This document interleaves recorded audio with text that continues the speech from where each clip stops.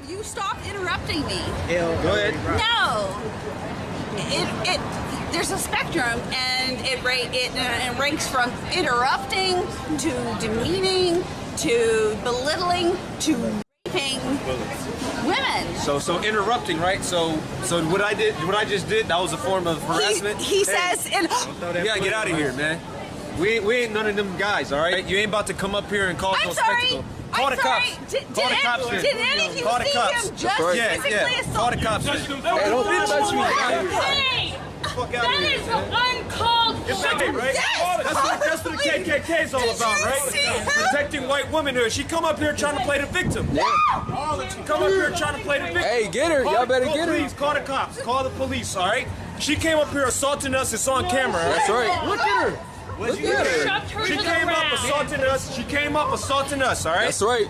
Ain't nobody. I was being cordial with the lady. And oh, she fucking up. Get it, yeah. Slam her head against the car. Get her. Get her. Get her. Taser. Slam her on the ground. Taser. Taser. Taser. Let's make this clear. You're not stuck. You're not helpless. And you're definitely not a victim. What you are is comfortable being powerless. And that's the problem. Not what happened to you. Not who hurt you. Not what you lost. The problem is that you've built an identity around staying small. You've turned suffering into personality.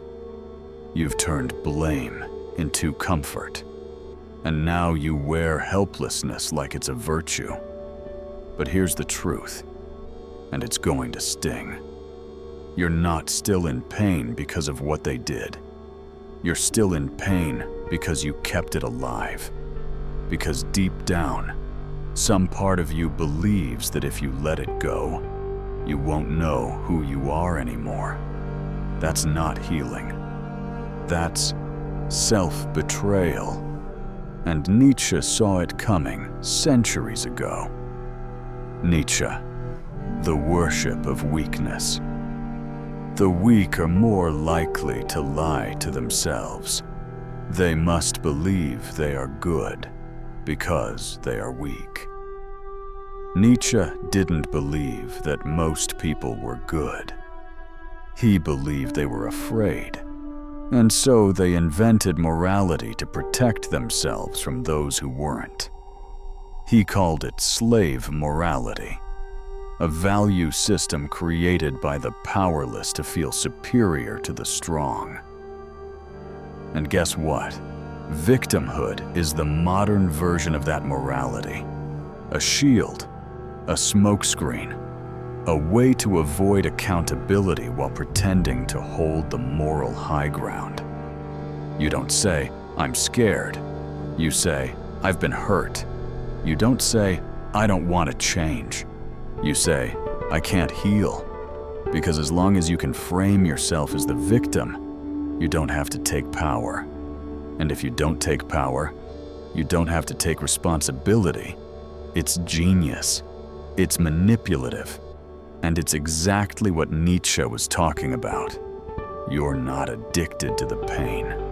You're addicted to what the pain lets you avoid. And here's where it gets ugly. You've used it. You've leaned on it. You've let it excuse behavior, sabotage, passivity, and retreat. Because it's easier to be broken than it is to become powerful. But you can't lie forever, not without consequences.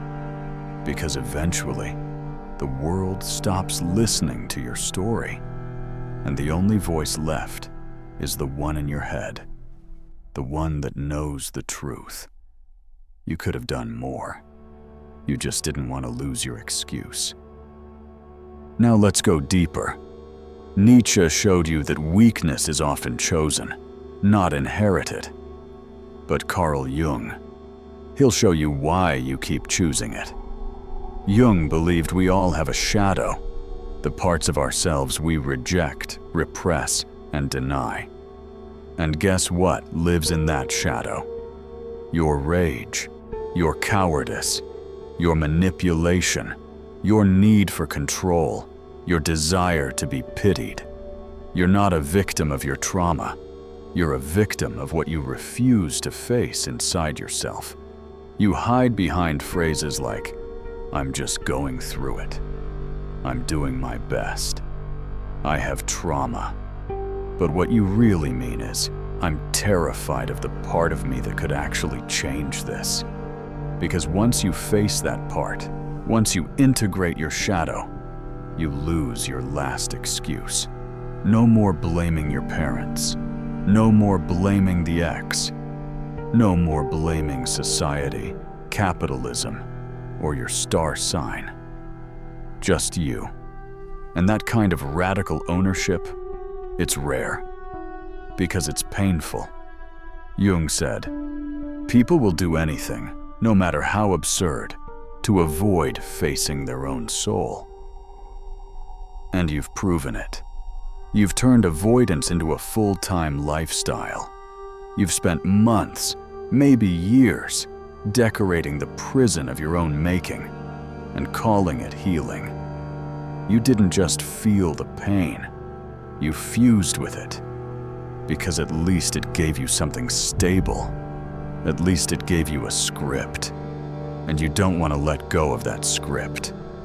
Because if you do, you'll have to rewrite who you are.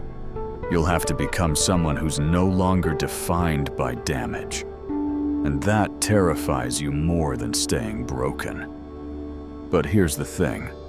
You can't become powerful until you stop worshiping your own weakness. So I'll ask you now, when did you stop healing and start hiding?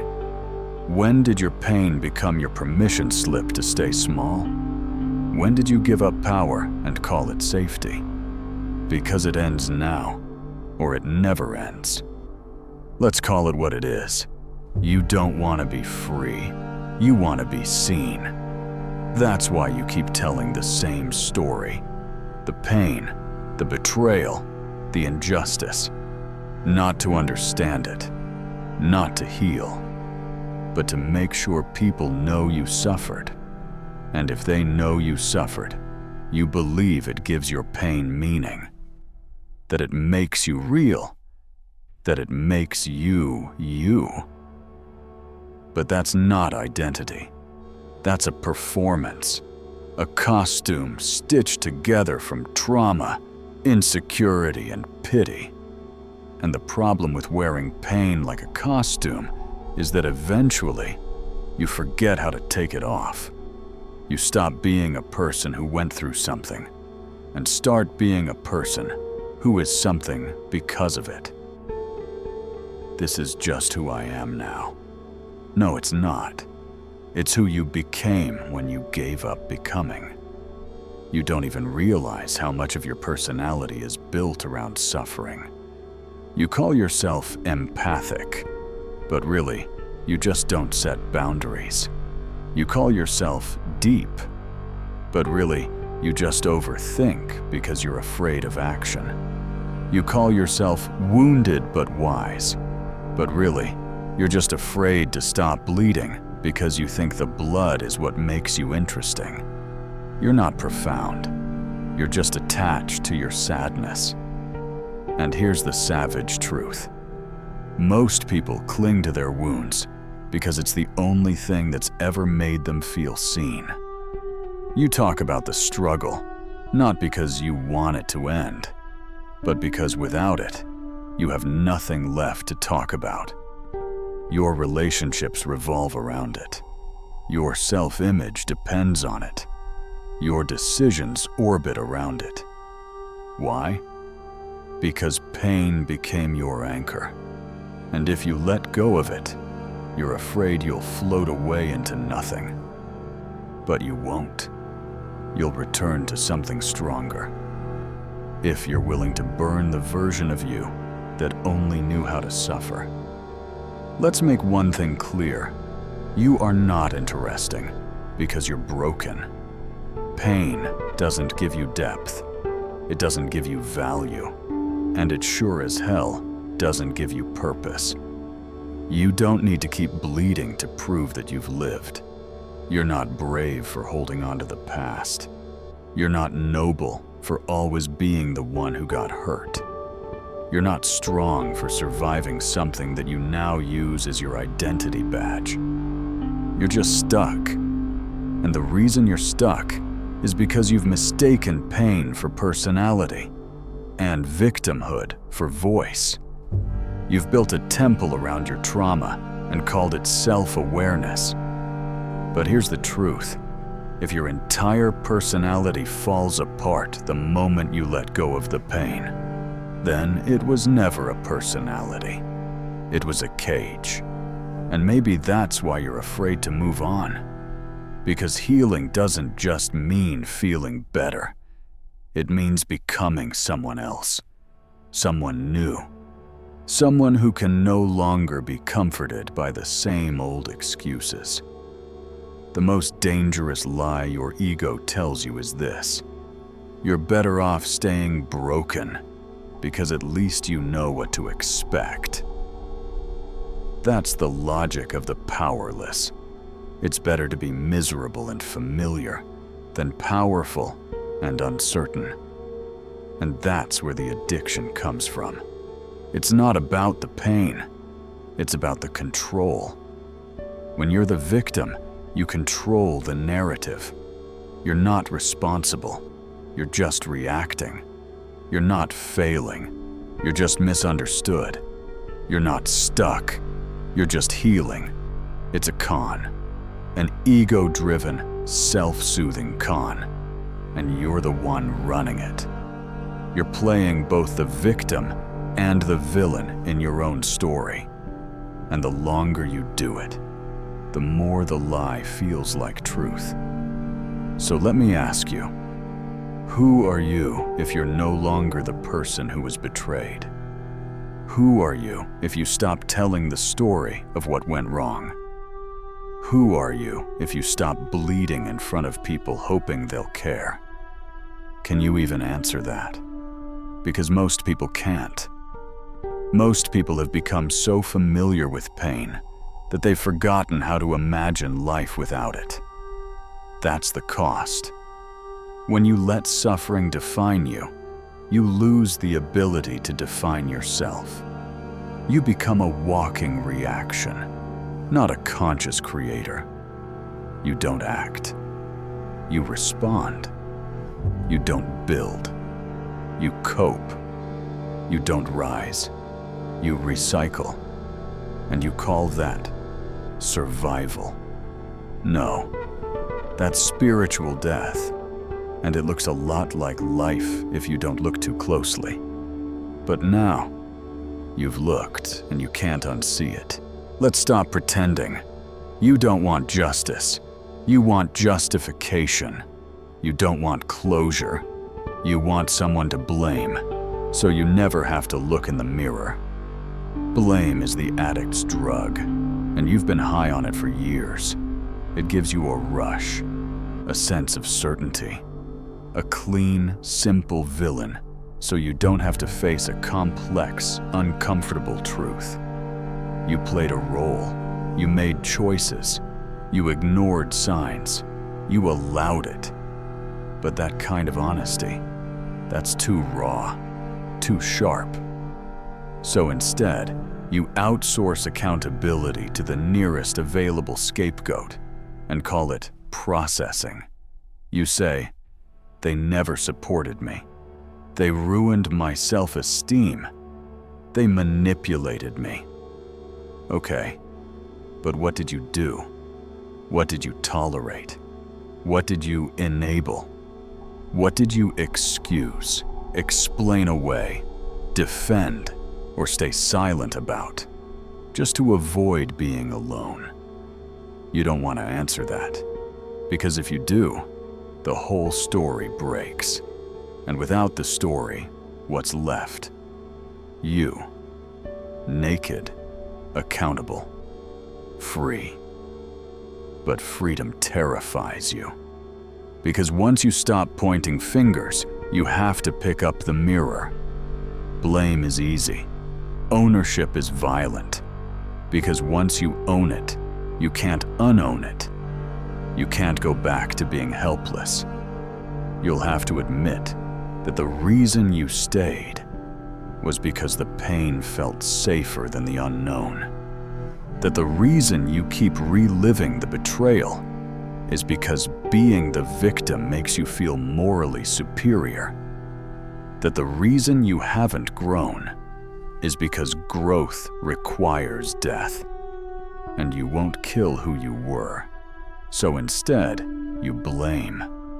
It keeps the ego clean, the narrative clear, the spotlight off your reflection. "It's not my fault" is the ultimate escape hatch from responsibility, and you keep crawling through it every time things get real. But here's what you don't realize. Blame delays pain, but it extends suffering. You might feel righteous in the moment, validated, justified, but nothing changes. Not really, because blame fixates you. It traps you in the past. It makes the injury permanent. And worst of all, it gives the person who hurt you permanent control. You gave them the knife. Then you blamed them for cutting you. Then you kept holding the wound open to prove a point. That's not healing. That's emotional martyrdom. Let's be clear. You don't blame because you're bad. You blame because it works. Blame lets you avoid shame, maintain superiority, get sympathy, stay still without guilt. It's efficient. It's emotionally rewarding. It feels like control, but it's not. It's a sedative, not a solution. You're not controlling your narrative. You're avoiding the plot twist where you finally take power. Let me ask you, and don't flinch, who are you still blaming just so you don't have to change? What failure are you still blaming on the past instead of owning the choices you made? What do you keep calling trauma that's really just an identity you refuse to outgrow? You've built your life around these stories, and you wonder why you're still stuck. Because stories don't change your life. Actions do. And as long as blame is your default, you will never act. You will react. You will wait. You will cope. And you will rot. Blame is a cage. Responsibility is the key. But here's the catch. You have to admit you've been the one locking the door from the inside. You want power? Take it. But it comes with a brutal trade. You have to bury the part of you that needed someone else to be the villain, just so you could stay the victim. You have to let go of the revenge fantasy, the apology you'll never get, the closure that isn't coming. You have to choose yourself so hard, it makes your old identity feel like betrayal. Because it is. The truth, you didn't get stuck because of what they did. You got stuck because you kept telling the story, and the story is dead. Bury it. Let's get something straight. You're not weak. You just learned how to act like it. And the performance has worked brilliantly. That soft tone, the hunched posture, the downplayed talent, the "I don't know what I'm doing" routine, the oversharing of trauma like it's a currency. That's not transparency. That's strategy. You're not being vulnerable. You're being calculated. Because you figured something out early on. If you look helpless enough, people won't expect anything from you. And if no one expects anything, you can't disappoint them. Or yourself. So you've built a life of safe excuses.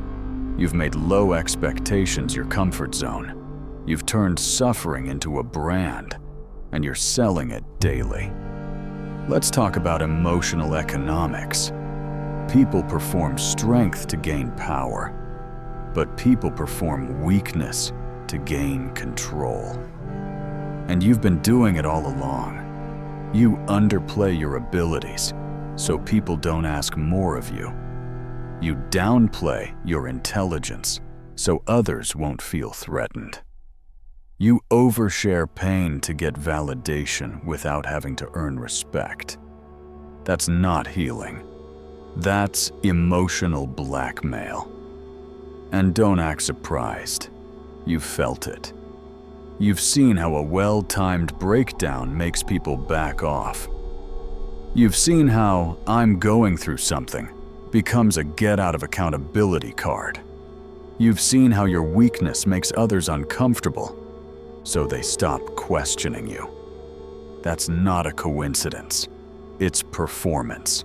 A role you play because the real you, the powerful you, terrifies you. Let's be brutal. You don't want help.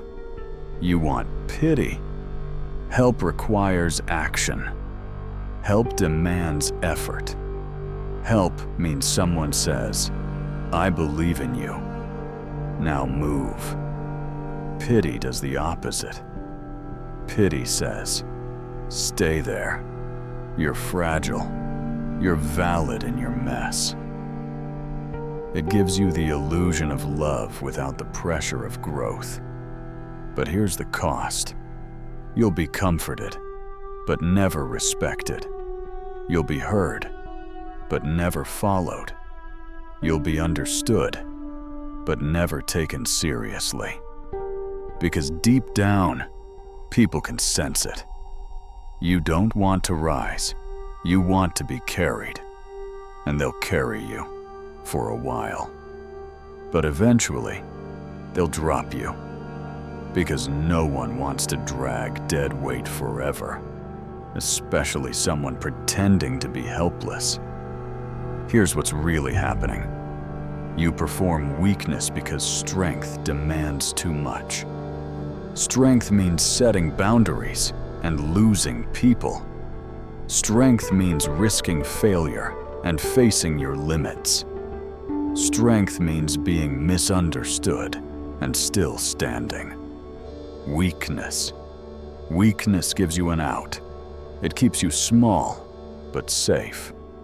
Silent, but liked. Exhausted, but surrounded by people who won't challenge you. Weakness is the armor you wear to avoid becoming the person you know you could be. But let me tell you something uncomfortable. There is no peace in pretending. There is only delay. Delay of power. Delay of evolution. Delay of the life that's waiting for you on the other side of the lie. You keep asking, why do I feel stuck? But the real question is, what are you secretly getting from staying stuck? Comfort, control, attention, a break from expectation. This is where most people quit, because this is where the mirror gets too sharp. But if you're still here, ask yourself, what does staying powerless protect you from?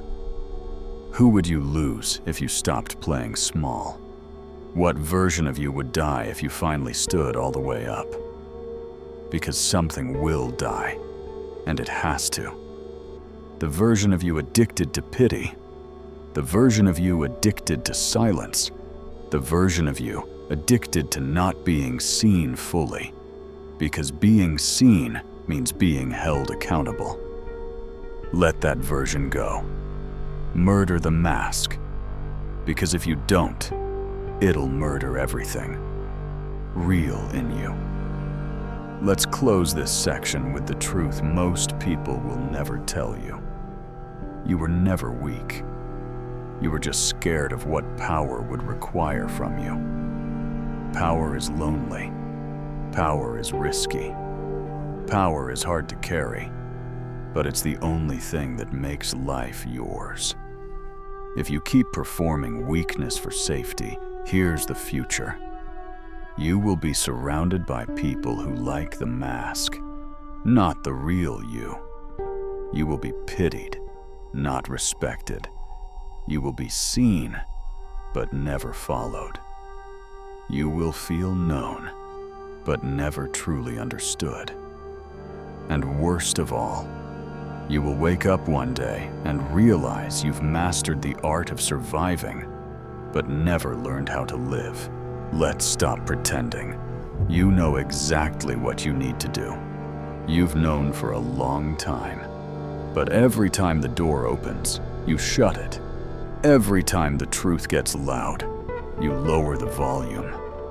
Every time your future demands something from you, you flinch and return to the comfort of your excuses. It's not the right time.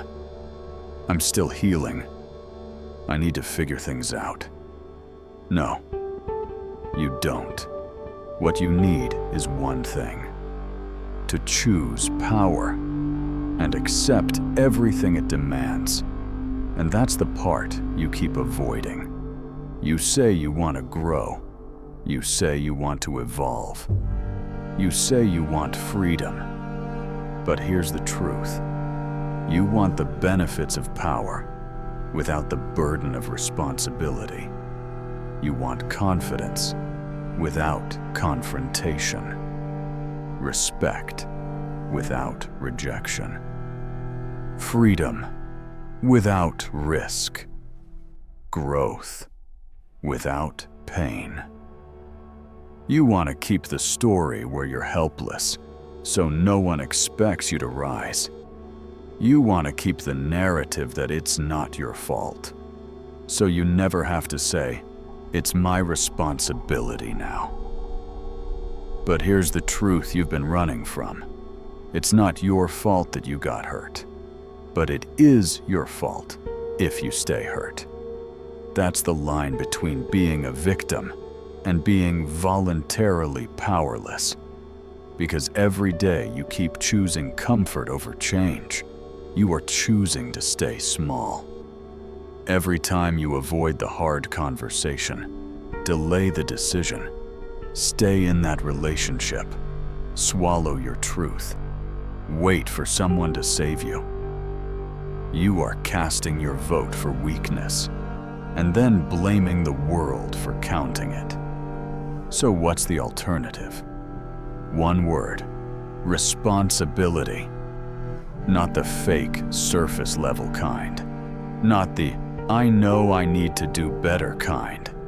Not the "I'm working on it" kind. I'm talking about the kind that feels like death. The kind that says, "No one's coming to fix this.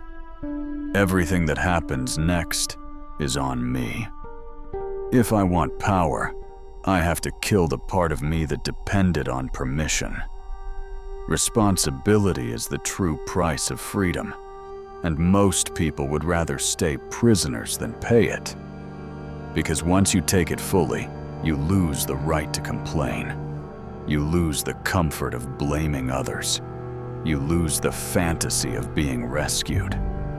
But in return, you gain everything: agency, clarity, presence, direction, respect, real, earned respect.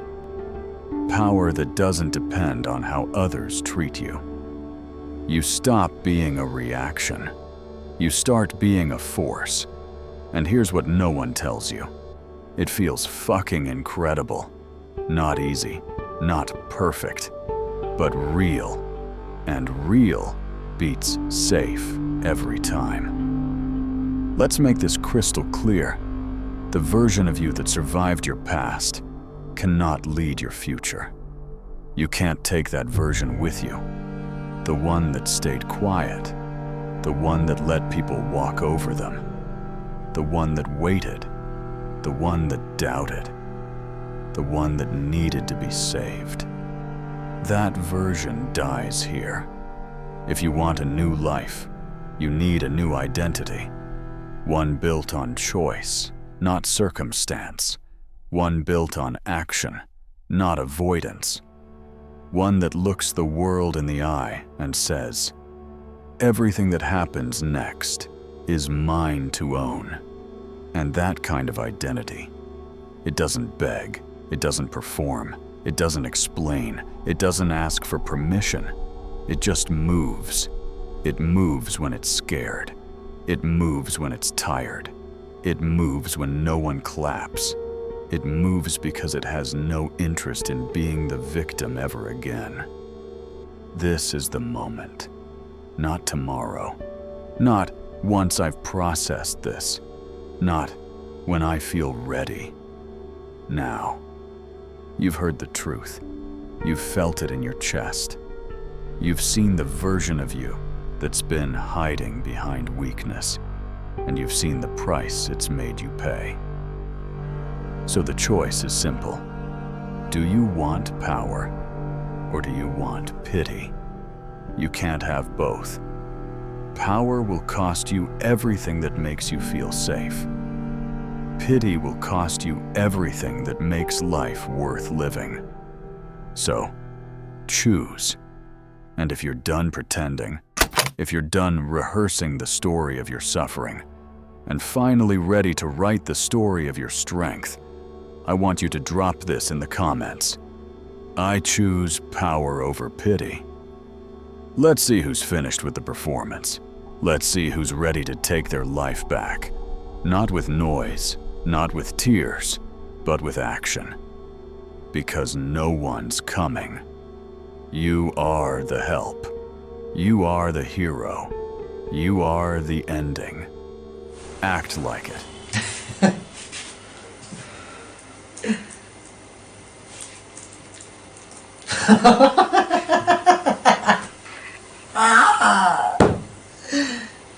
What?